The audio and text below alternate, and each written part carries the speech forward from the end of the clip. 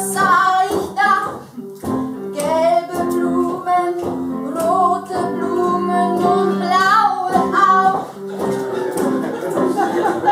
Aber da waren auch ein paar ganz seltsam.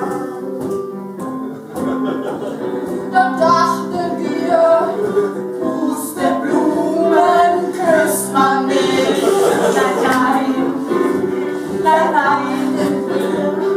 Pusteblumen küsst man nicht. Nein, nein, nein, nein.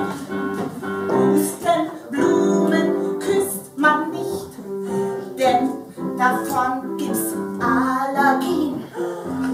Und dann jucken die Augen ganz doll. Und das finde ich super oll.